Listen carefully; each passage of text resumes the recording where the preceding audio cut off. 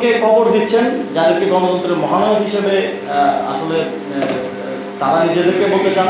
তো আমরা তাদেরকে বলতে চাই যে আপনারা আসলে গণতন্ত্রের হত্যাকারী। এবং মিনিস্ট্রিতে যিনি বসে আছেন, বিশেষ করে বিএনপির মহাসচিব, তার তত্ত্বাবধানে যেহেতু এগুলো হচ্ছে, তো তাদের যে গণতন্ত্রের জন্য লড়াই, এটা আমাদের এখন এটা আসলে প্রশ্নবিদ্ধ হচ্ছে এবং মনে হচ্ছে যে জাস্ট এটা ক্ষমতার জন্য লড়াই ছিল। ক্ষমতা যার কাছে তার আসলে গণতন্ত্রের প্রয়োজন নাই খুব একটা। আমরা দেখেছি যে রিসেন্ট একটা ডেভেলপমেন্ট, যে গুম সংক্রান্ত যে অধ্যাদেশ অন্তর্বর্তীকালীন সরকারের সময় করা হয়েছিল, সেটা বাতিল করার সুপারিশ করেছে সংসদীয় যে কমিটি আছে তার।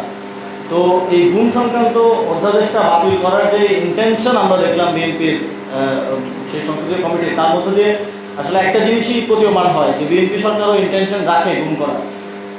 কারণ সে গুম করার বিরুদ্ধে যে স্ট্রং আইন এবং অধ্যাদেশ, সেটাকে ব্র্যাকেট করার মাধ্যমে সে তার গুম করার স্বাধীনতা আবার অর্জন করতে চায়। তো আমরা হয়তো সামনের দিনে এই আলামতগুলো সামনের দিনে আবার দেখতে পাবো এবং আমাদেরকে আবার ওই পয়েন্ট জিরোতে চলে যেতে হবে। আমাদেরকে সময় যেমন গুম করার অভয়ারণ্যে বাংলাদেশ পরিণত হয়েছিল, সেই পরিস্থিতিতে আবার আমাদেরকে আস্তে আস্তে নিয়ে যাওয়ার চেষ্টা হচ্ছে বলে আমরা দেখতে পাচ্ছি।